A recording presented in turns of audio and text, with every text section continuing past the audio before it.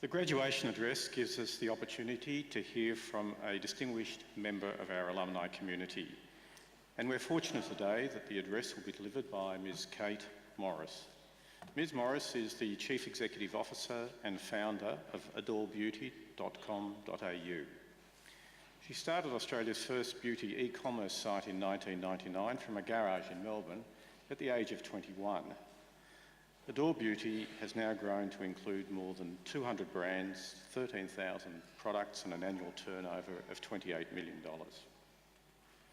Ms. Morris was awarded the Business Innovation Award for Victoria at the Telstra Business Women's Award in 2014 and was inducted into the Australian Business Women's Network Hall of Fame in 2015.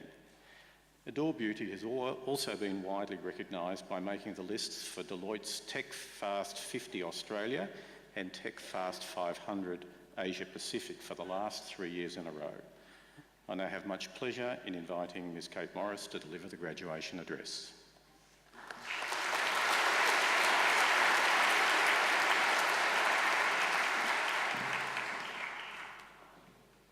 They're not where you think they are. Deputy Chancellor, Mr. Yehudi Blaisher, Pro Vice-Chancellor, Professor David Kopolov, Acting Dean of the Faculty of Business and Economics, Professor Robert Brooks, ladies and gentlemen, and especially the new graduates. When I cast myself back to my graduation day, which was 15 years ago, I don't think I'd ever contemplated being the one standing here giving the address. I think about what my life was like back then. I'd had 4 part-time jobs and been fired from 2 of them. Realising I was possibly unemployable, I'd already started my own business, an online beauty store based out of the garage I shared with a flatmate in Murrumbeena. I'd finished the last 8 subjects of my degree by distance ed so that I could work on the business during the day and study on the weekends. I was living on mee goreng noodles out of a packet and I hadn't bought new clothes in 3 years. I was full of hope and also desperation. On that graduation day, I don't actually remember the guest speaker's address. I think what I would have liked is for them to give me something practical, something I can use. I would have liked them to give me some hints on what they did that was actually important in their success.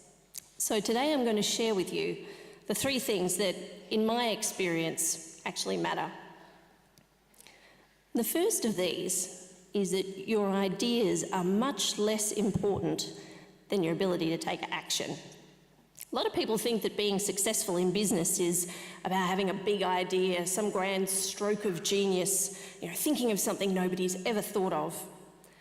And the truth is that ideas don't matter anywhere near as much as the ability to get stuff done. I am not a genius. I was not a child prodigy. I wasn't the dux of my school. I didn't graduate with straight high distinctions. My ideas are not especially better than anybody else's. And what I am good at is getting stuff done. Not getting it done perfectly, just getting it done. One of the questions I get asked a lot is, how did I get started? Well, I was a uni student, like you until just now, working part-time on a department store cosmetic counter to pay the rent. And it was there that I realised that most women found the department store experience really unpleasant. It's very intimidating, there's this high-pressure sales environment, a lot of scary sales assistants looking down their nose at you. And I thought, this doesn't make any sense. Beauty products are supposed to make us feel confident and empowered and fabulous, but the shopping experience was making us feel the opposite. So around that time, I became aware of online shopping. And I'd seen beauty websites in the US and I thought, gee, someone ought to do a beauty website here. I reckon there are a lot of people who would prefer that than to having to go into a department store. This was not a brand new world-first idea.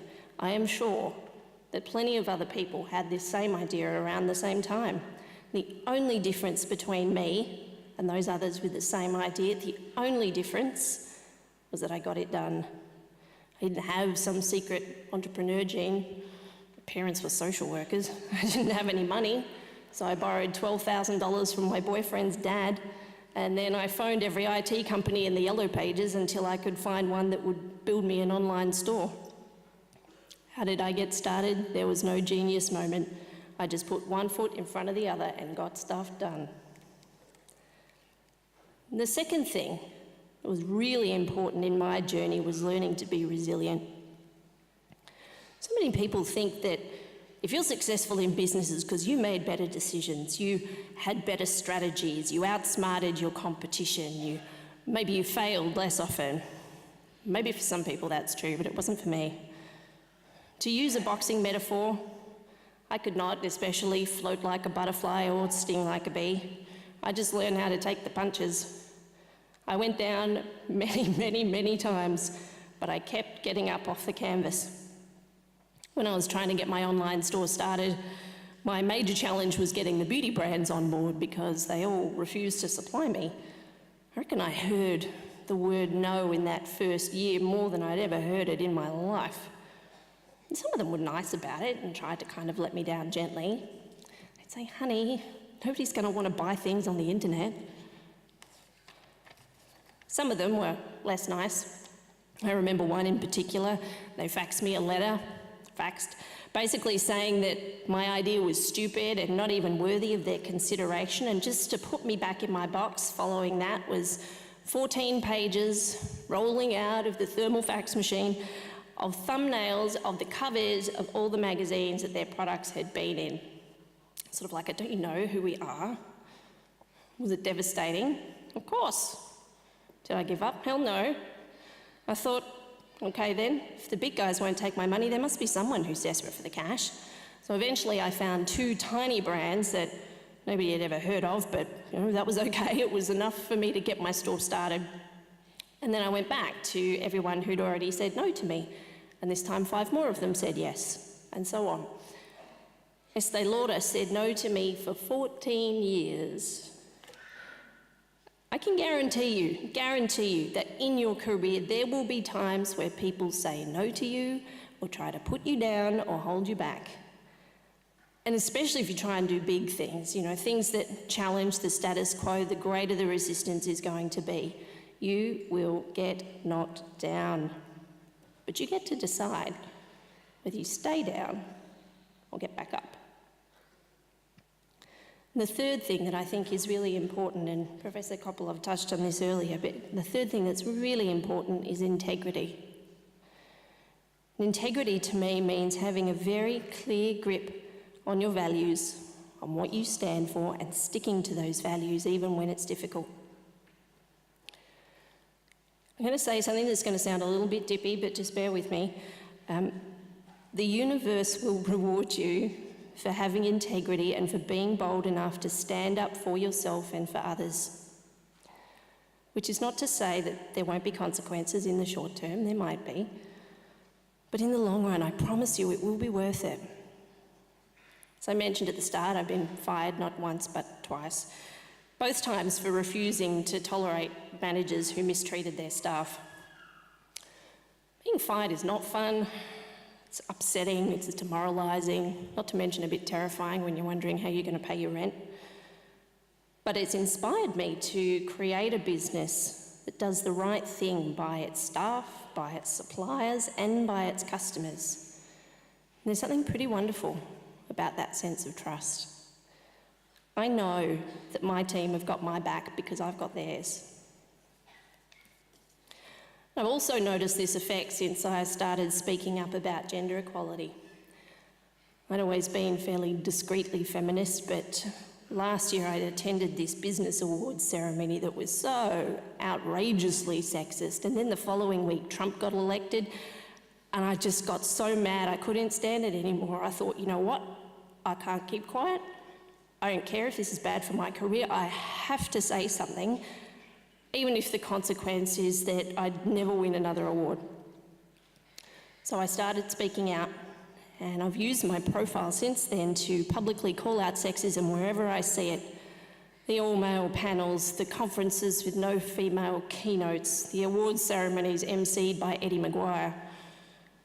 I managed to make some change, but I kept waiting for the backlash.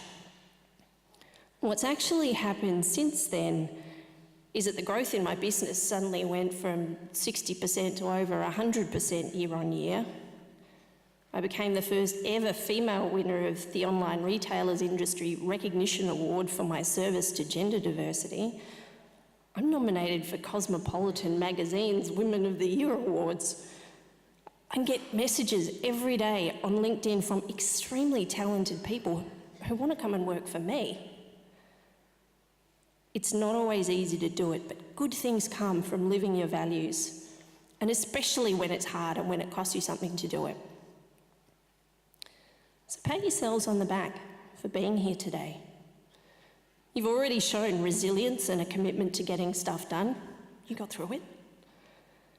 You have the privilege of an excellent education, so go forth with integrity and make the working world an amazing place.